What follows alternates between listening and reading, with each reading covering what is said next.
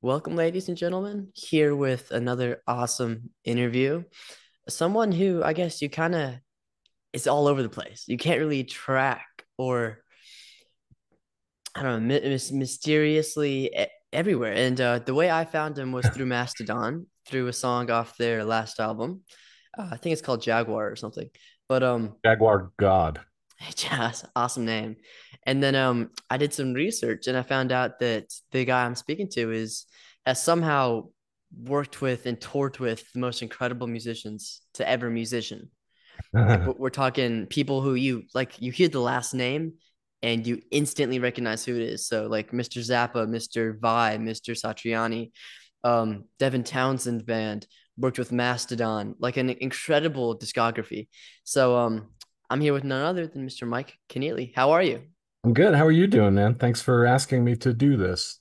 Oh yeah, thank you for making this happen because I know you're a really busy guy. So Are you doing good? Everything cool? oh yeah, for sure. Good. It's been a crazy week, I think. Because this Saturday and a dude I interviewed about a month ago, Mr. Lou Barlow, who does bass for Dinosaur Jr., invited me to his show from midnight to 2 a.m. So Okay. I've Is been that a trying school to night? thank God it's not. It's Okay. Saturday, Good. but Okay, good. it's still about 40 minutes from my house. So I've been trying to finagle making something happen, and my parents finally agreed that we can do it. So This is an important for your career. You have to do it. of course. Well, I'm just thinking, I'm guest listed. I don't know how many other concerts I'm gonna be guest listed to, so I might as well like try to make it. In your life, you will probably guest listed to at least 6,090. That's an awesome number. It says 6,090 Start keeping track now for and sure. see how you get to I, that goal. I already remember my first one, which was 2 weeks ago with Swans, and I have like the little ticket stub, and it says $0 complimentary at the bottom, and I just thought, like, how cool is that? That's awesome. But Well, a promise from me, if I end up being anywhere near you with any of my, multitude of bands, you will be on the guest list. thank you, I appreciate it. Yeah, and speaking of that, like, what are you like doing right now? Any projects? Right Any now, tours? I'm home working on studio stuff. I'm juggling four different projects at five, uh, one of which is a single, and the rest of which are album projects. And and then I'm here for the next for all of May, basically until the end of May. I'm going to Florence, South Carolina, as a guest with the Florence Symphony Orchestra. They're doing a show called FSO Rocks, and Awesome. I'll be the soloist with that. And then shortly after that, I head out on the road with a band called Project, which we've been playing for about the last 2 years, and it's all classic progressive rock from the '70s. So and like King Crimson and Yes and Gentle Giant and Genesis and Emerson Lake and Palmer and Jethro Tull and Peter Hmm. Gabriel and all that stuff. So I'm we repping the Pink Floyd over here. well we are doing Pink Floyd as well. Yeah. And then more obscure stuff we're doing like Bill Bruford's solo records. We're doing stuff from that, Hmm. uh, and uh, and we're doing a Rush medley that for the first time this year we're doing a Rush medley with vocals because we're having a new vocalist from Italy, a guy named Alessandro Del Vecchio, who's just a spectacular singer. So our he allows us to expand our repertoire, so that's exciting.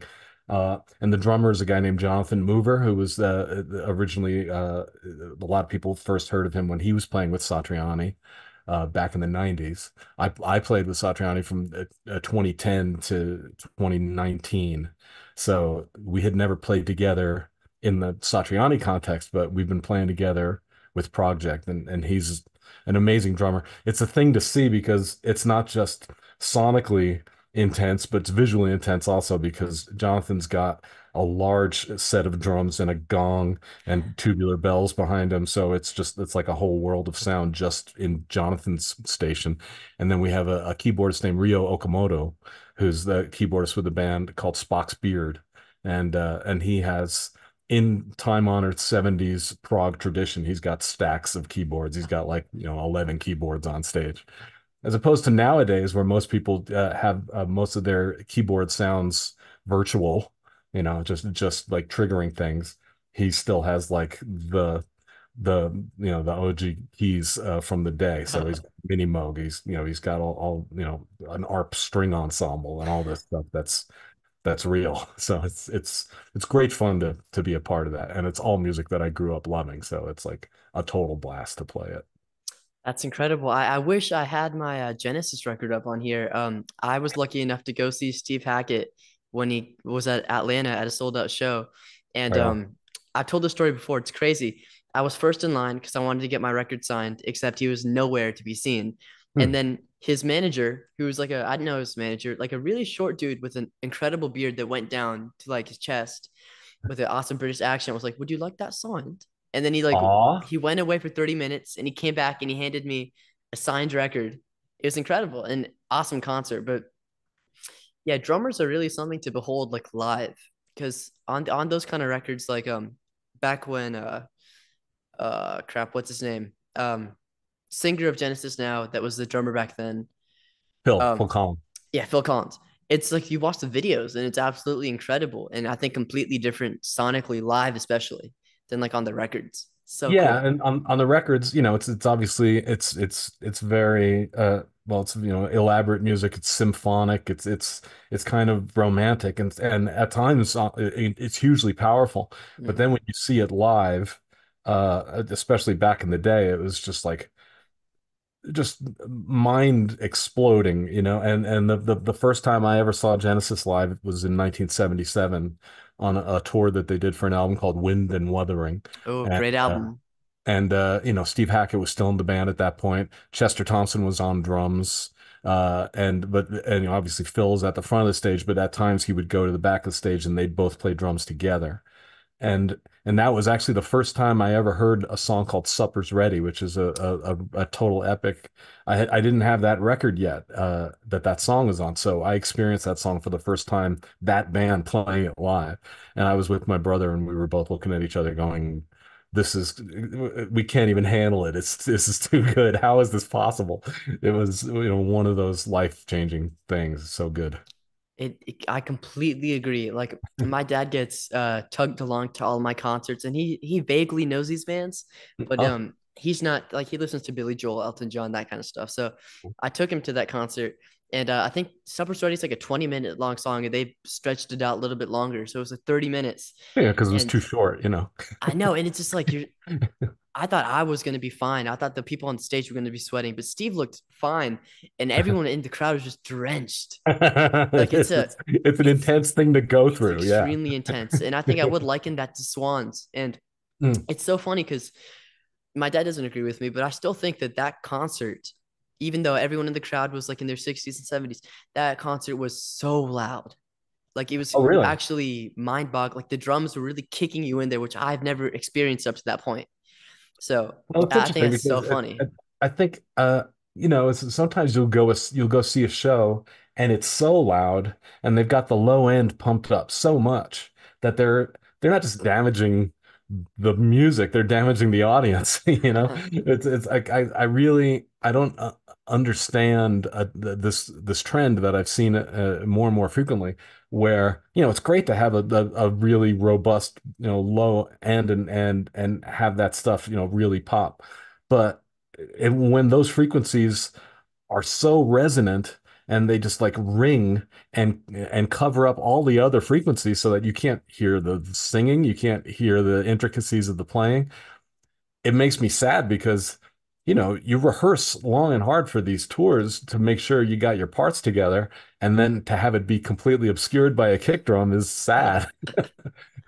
I remember this the first time I ever experienced that was at a Jeff Beck show in the 90s.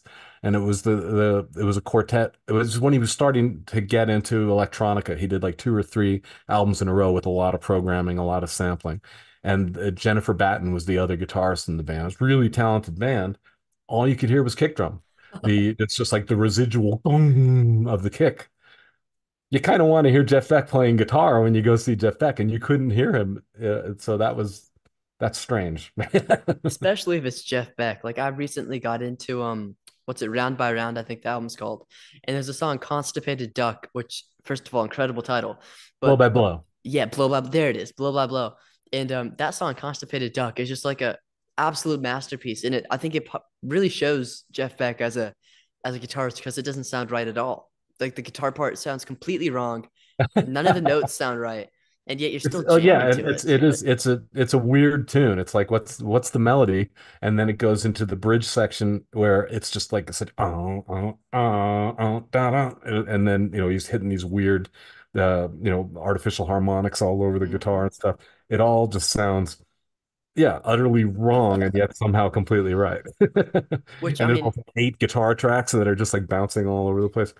That was the first Beck album where he started really, entering into that fusion realm, the jazz rock realm, and he was just made for it, and it brought stuff out in his playing, and he's one of those guys that right all the way down the line, all the way to the end of his life, he didn't appear to lose a step. In fact, he just seemed to get more and more amazing all the time. That's super rare, because with a lot of players, you learn to sort of accommodate their frailty, and if you're a fan of them, you're on their side, right? So you'll put up with stuff from a musician who's been doing it for 60 years that you wouldn't put up with for somebody who's 22 and just starting. Most people are a lot more critical of somebody who's just coming into the business. mhm. um, but with Jeff, you never had to like meet him halfway. He was just blowing you away, right? All the way down the line, which is so admirable. Exactly, and that's kind of why his passing, which is a terrible thing, took me by surprise because I remember like that's exactly when I was really getting into him. And you watch these videos from like 2 months ago, 3 months ago, where I Yeah. mean he looks like he was 20. Like first of all, Yeah. his hair is just like completely pitch black, and like it's like draped over his eyes, and he's just doing these crazy things with his whammy. It's just like I don't know, he's incredible. But Truly. back Yeah, no, I have these real good friends of mine, Rich and Teresa, who had seen him several times, very close to the end of his life, and uh they did not register any loss of steps. It's like he did not he just didn't miss a trick. He was just amazing and getting more amazing all the time. Exactly. I mean, that's kind of the best way, if anything, right? Like, I think this is like a kind of unrelated quote, but Neil Young said, it's better to burn out because rust never sleeps. And then like a version of that quote was used in Kurt Cobain's Suicide Note, but it's just the same kind of concept where it would kind of suck to just get worse and worse progressively, but still have that fan base, which happens with a lot of aging rockers. Like I was very lucky to see the Eagles on their final tour. And This has been going for what, 4 years now or something. yeah, I know, but excuse my language, it was pretty shitty. It was pretty bad. And like the first of all, the mixing was just terrible. But then I don't know, there's like a certain uh 2D ish or like it was very Interesting. Good way of describing that. yeah, I don't know, it was just very commercial. And of course, it's Well, only like I two mean, original in members, their but defense, the Eagles never tried to be yeah, anything but a commercial band, and they were that really, really is good at it. The issue becomes, well, like I don't know if you saw the recent video, and I don't, I'm not looking to diss anybody, of but course where not. somebody comparing two different versions of Desperado that were recorded months apart, and it was the exact same vocal track, and at that point you go, all right, well, there's clearly some miming to tracks going on here. All bands use tracks nowadays. Devin Townsend, we use tracks. We have a lot of stuff, especially when we go out as a quartet. You need to have a lot of this orchestration behind you. That's the sound that Devin requires. Although we did do a tour without tracks right before lockdown started, and it was freaking great. And that was like almost an experiment on Devin's part to see if he could put a band together that he would personally feel satisfied with the music without tracks. But then last year when we were on the road and we were touring with Dream Theater and stuff, we Hmm. definitely had tracks, and there's choir stuff on tracks. But Devin is singing, he's ridiculous. He's an He's incredible. unbelievable live vocalist. He's so inspiring night after night after night. And there are nights where he's like backstage going, feels a little rough. I don't know what's going to happen. And then he goes out on stage and just kills it, and it destroys the audience.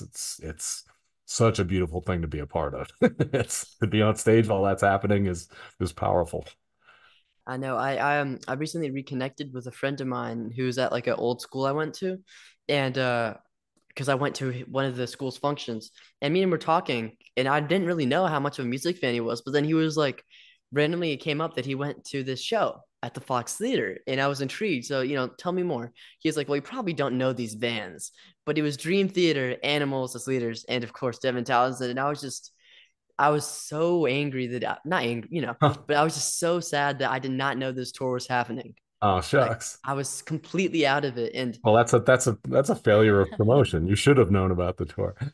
like he was 10th row, I think, and he showed me these pictures before the concert, and he got like a couple snaps during the concert, and he was just like, dude, amazing. And that lineup, first of all, like It was a great tour. incredible. It was a great, great tour, man. I don't know. Have you ever seen Animals live? I want to. I've been trying to get Tosin And on the show for a while now because he's just an incredible guitarist. he's also eventually you'll get him and you'll have a good time talking to him because he's one of the most intelligent, well-versed. There's no topic that he can't just like intelligently discuss. He's not a dilettante. He's right there on all of this stuff. He's done so much study in his life.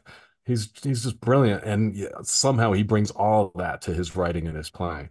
And Javier on the other guitar is Yeah. is he's we had an unbelievable, not to get too deeply into it, but we had several incredible nights because we were playing a number of casinos, which you know affords one the opportunity to spend all night in the casino, and we definitely it's just to say it's really an enjoyable guy to hang.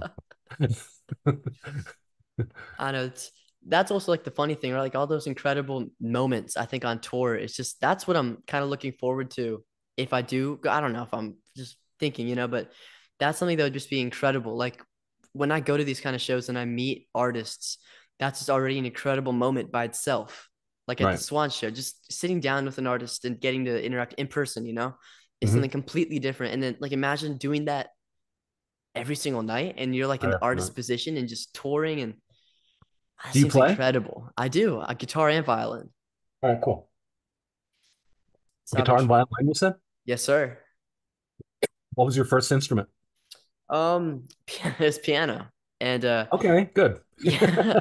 Well, you're not gonna be too happy with this, but I was getting really good and I think by 6 or 7 I was really there, but I started to lose interest as I moved into violin and then guitar kind of took over alongside violin and I But realized would you that say that starting on keyboard gave you a thorough grounding in music that you might not have had otherwise? Because I think that the keyboard is the perfect interface to music for a starting musician. easily, It's such a easily. it's such a graphic, easily grokked interface. It's like you see the music, or at least I do when I look at a keyboard.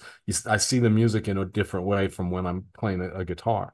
And when I started, because I started on keyboard when I was 7, I started on guitar when I was 11, and I was able to transfer a lot of the theoretical knowledge that I was learning on keys to the guitar. So did you find that that was the case with you as well? For sure. And I also think violin really helped. So like kind of that weird progression, so I got my theory and then I got some sort of fingered ability and then like it's fretless, violin's fretless. So then Yeah. moving to a fretted instrument, I found it so much easier. It was Ah, so cool. Breezing through, I could play these songs easily, I could improvise right off the guitar must bat. have felt like cheating after you'd been playing the violin. It's It like really did. the notes right there. It's like it's got the notes surrounded. And it's so much space for you to wiggle around. And like with violin, the higher you go, and I'm doing a couple songs where it's super high up there, you got no space. Like if you screw up, it's so obvious because you're like a Yeah, just the semitone off. slightest bit off, and you're like in another planet. Yeah. I know, but that's also the coolness about it. That's what I really because I don't have the funds to get in a fretless guitar, and I don't think I want to anytime soon. But it's so cool to be able to just like slide around and go to random notes, and I find that so fun. I'm very fortunate. There's a guy in Lithuania who's got a company called Lava Drops, Ooh, and he's in the process. I was reached out to about this. I didn't have to reach out to him, and he's making me a fretless guitar right now, and I can't wait. I've never owned one, so I'm very excited about that. It's a beautiful, beautiful guitar. It's like ridiculous. Incredible. Yeah.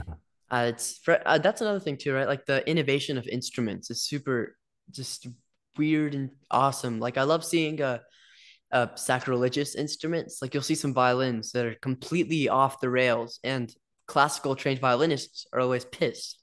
They're always like, what is this How monstrosity? dare they? I know, but like from my point of view, it's just an innovation, and it doesn't matter if it's bad or not. We're just getting somewhere, and you're learning, and I think Yeah, that's so fascinating. yeah. I'm just happy to see any human actually playing anything, you know? It's like that's good. That's to be applauded, not condemned. Of course. And with like the use of AI making its way into music now, that's the thing I noticed is you can distinctly tell that AI made it. Like with pictures, now AI is getting good at pictures, and it's Yeah. getting really good. But with music, Well, I'll it's tell still you what, terrible. I don't know, man. I Ooh, yeah, give me. just a couple of days ago, you know, Thundercat, bass player. I love Thundercat. Yeah, his keyboardist Dennis Ham, Hmm. uh, he posted on Instagram a couple of days ago a completely AI jazz composition. He went and he did the prompts, which were I can't remember. It was like acoustic jazz, piano, bass, drums, post bop, avant garde, or something like that. Well, there's a saxophone in there too. And then he posted it. And he said, this is a total AI composition." Hmm. I'm afraid it sounded really good. Now, I mean, it's like you would question it. You would listen to it and say, "Oh, that's you know, like any number of people could have written this thing," and you would have said, "Oh, that's a good composition. There's like some real stuff going on there." And it's, you know, an entirely artificially generated thing based on, you know, him typing in some prompts. So we're kind of there already. Crazy. I And didn't know about that. it's like, you know, where musicians are gonna, you know, continue to be irreplaceable as far as I'm concerned is on a stage. Hmm. Uh, you know, that's I don't think any, yeah, I say this now though. Uh, Anything's capable of changing. Hmm. You know, eventually there are going to be complete, you know, simulated humans on stage playing music. I think that's inevitable. Hmm. Um, so it's just going to be it's going to be the audience's choice to continue supporting humans or not. And here's a current example that, you know, I've personally been benefiting from for a couple of years now is the opportunities online to reach and connect directly to music lovers who still have an emotional connection to actual human musicians. And I've been, since, you know, a couple of months into lockdown, I started a Patreon page. Hmm. So, you know, I don't have vast numbers of followers. You know, at present, I've got 180 followers. They get to choose at which level they choose to support me. Hmm. You know, it's because everybody on Patreon has access to the same stuff I post. It's like I don't do it according to tiers. If somebody's giving me $5 a month, they get to see the same stuff that the people who are giving me $50 a month see. Hmm. Um, but that sustained me during lockdown and continues to be, you know, because still like the main source of income for a musician nowadays is clearly not from recordings. Nobody's making money from recordings. It's from touring, and during the months that I'm not touring, Patreon is paying my bills. There is one exception, as far as I know, uh, for the recorded music thing, being able to actually make some money from, and that's Bandcamp. You Hmm. know, it's like that has become the accepted, you know, the, you know, received wisdom is that that's where people who love music go to support artists that they want to support. You know, there's almost no reason to actually buy music on Bandcamp. You can stream the stuff on Bandcamp, not to mention you can stream it, you know, in most cases on Spotify or any of these other platforms. So if anybody goes and buys a download, it's interesting. If you look at the metrics, a lot of the people who buy my downloads don't download it. You know, and they could be listening, they could be streaming the music for free, but they choose not to. It's literally a means of support. Uh, it's a way of for audiences to show, a concrete way for them to demonstrate their respect and their appreciation. And that respect and appreciation for musicians are that's those are endangered species compared to 20, 30, 40 years ago. you know Back then there was real, like mystique and excitement about a new album. You go to the store and you buy an album, and you didn't automatically know everything about the musicians that put out the album. So there was like mystery behind Pink Floyd and Led Zeppelin and stuff. It almost seemed like they were on a mountaintop somewhere, and they occasionally would deign to send a statement down to their minions. uh, Nowadays everybody knows everything that's happening with these musicians because it's all on social media, and Hmm. there's no longer that feeling, which is good. I don't think a musician should be uh idolized or placed on a pedestal. I think that's unhealthy. I think it's good for people to realize that musicians are exactly as human and exactly as flawed as they are. But I do think that there's a little something missing in terms of the mystique. I think a little bit of mystique is cool. And Hmm. I'm a pretty private person. Obviously, I'll do interviews. I will do social media stuff because I have to, to let people know if there's a gig happening or whatnot. Hmm. But my tendency, my natural state of being is to stay private.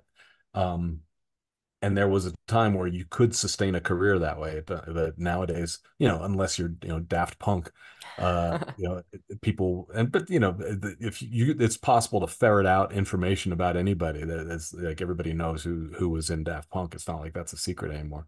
Hmm. So And yeah. that's, I will say though, there are like a couple of big bands. I was talking on this with on Friday with another artist. Um, there's a band called Sleep Token, right? And they've kind of reinvigorated that whole thing of animosity and stuff, animosity, and anonymity. Like they're completely anonymous, and their Mhm. fans agree not to go into it. Like Okay, they've cool. agreed not to search, and they're massive. That's like Like they've gotten, the residents were the same way. It's a mutual agreement. In most cases, everybody knows. There's, ghost. Everybody knows oh yeah. who these people are. But part of the fun is not saying who the people are. It's that's part of the joy of being a fan of a band like that is Mhm. keeping that going. And that's funny you bring up Ghost actually, because their guitarist Henrik Palm, who was part of the people who like sued Tobias for like whatever they sued him for. He's gonna be on the pod hopefully this week or next. Oh, that's awesome. He was supposed to be here on a Sunday, but he got sick, so we're trying to Uh, reschedule. well, But get well soon, Henrik. That'll be fun. That'll I, be a good interview. I know Ghost is a completely other thing, which I've seen with like social media, because they are still quote unquote anonymous. Because like the only guy that we know of who's still in the band is Tobias. Everyone else has kind of been cycled out, so there's new musicians, Mhm. and they've kind of gotten the second wave with like what's a Mariana Cross, which every song on Instagram or every reel on Instagram had that song. And they could go to any platform and it was just so viral, something more than like the radios could have, in my opinion, done. Like it was Oh, incredible. yeah. Well, I mean, that's as an old school Mhm. musician slash old guy, the fact that most people or a lot of people are consuming songs in these 15-20 second chunks saddens me because I'm still a guy who wants to strap on headphones, not buds, and listen to a whole album from start to finish. It's like I'm a Radiohead freak, so Oh yeah. if the Smile puts out a new album, I want to sit there with my headphones on and glean every little detail. I want to hear every one of Johnny Greenwood's overdubs. I want to hear Tom York's foot on the sustain pedal of the piano. That all that stuff has meaning for me. And for a certain type of music freak, but that's as music becomes more and more just like uh, a bite-sized chunk to accompany a dance move, then that's things change. I don't want to be old man yells at cloud. Things continue to change, and the stuff that I grew up idolizing, which is the Beatles and prog rock and Frank Zappa and all that stuff. That all that stuff was just incomprehensible noise to the generations older than me. They didn't understand. Every once in a while, a piece of music that I just absolutely loved would be extremely puzzling to my parents. It's like, why? Well, but I say this, but my parents were so supportive of me. This, the same way your dad will go to a concert with you and experience that with you. My parents acknowledged something musical in me even before I did. They Mhm. gave me a keyboard, a little electric organ for my seventh birthday. I hadn't I hadn't indicated that I wanted to be a musician, but they somehow sensed it. And I walked into the room and I saw this organ and I went, yep. And I walked up and started, picking out melodies. It's like, this makes sense. You have chosen correctly, Father. This is exactly what I need. And I haven't stopped since that day.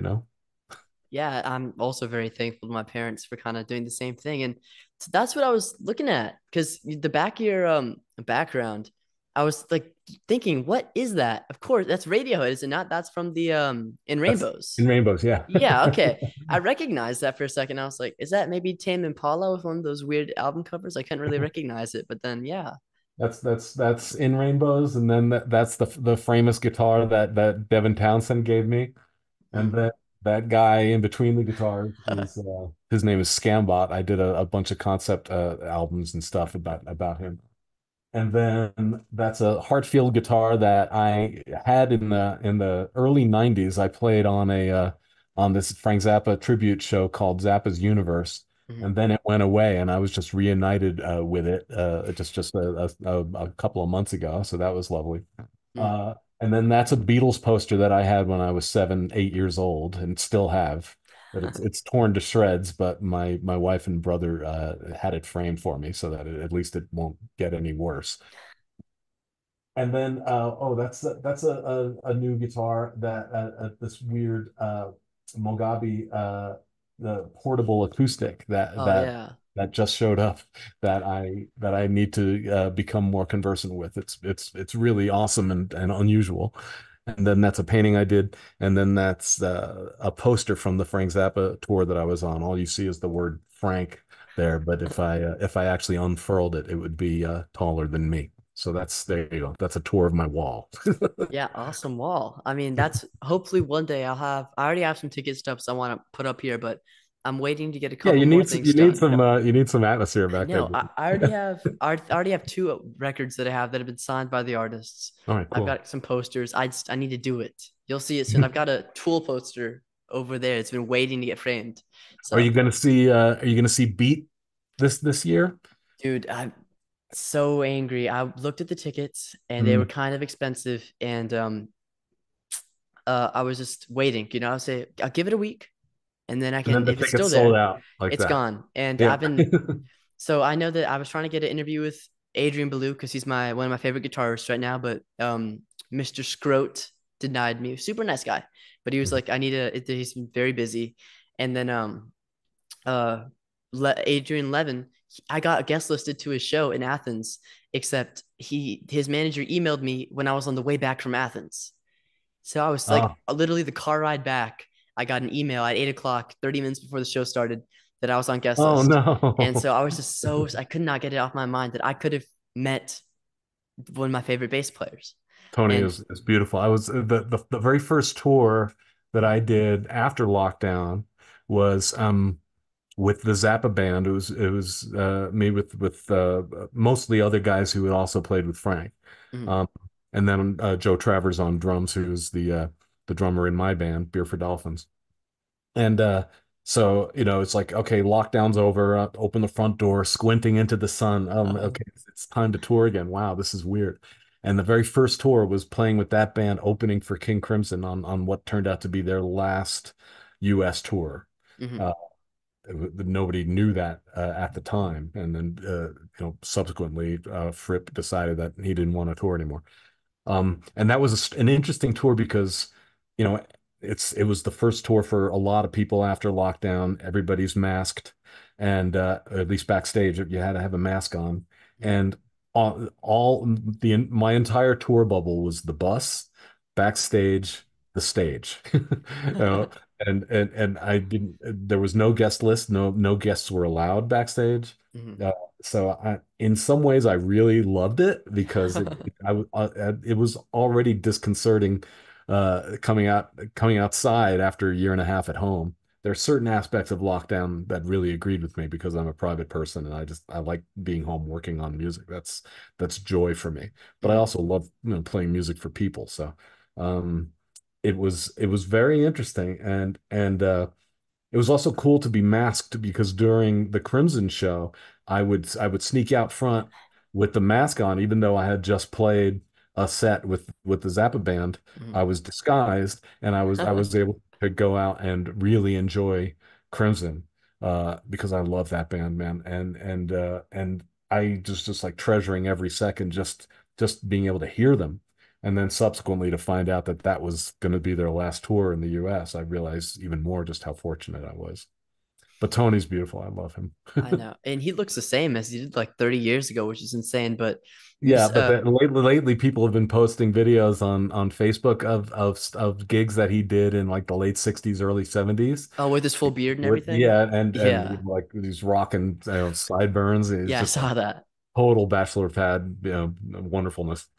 He looks sick. So Yeah, my only chance of getting into the what's it?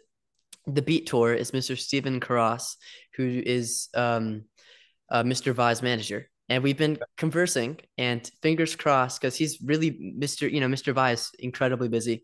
But I'm yeah. hoping that over the summer or before the tour or something, we can do something. So I need to hurry up because Zoom is being stupid and telling me less than a minute. I see it. Great. Thank you so much for doing this. This was an incredible conversation. Really Hopefully fun. I'll Yeah. hopefully I'll get to see you live. Maybe you'll be at the Beat Tour. Who knows? That would be incredible. And Well, I won't be on the tour, but maybe I'll get to see a show. Where are you at? Where are you I'm in located? Atlanta, Oh, right okay. out of Atlanta. Yeah. Well, there's a Um, possibility. I hope, fingers crossed, that I'll be in Atlanta with Project later this year, and maybe next year with Devin. So yeah, stay in touch. for sure. Yeah, Devin's definitely on my list to see for sure, and your band. So Right on. thank you so much. Yeah, you're welcome. It's incredible. I don't want to get kicked off. Have a wonderful day. Thanks. You too.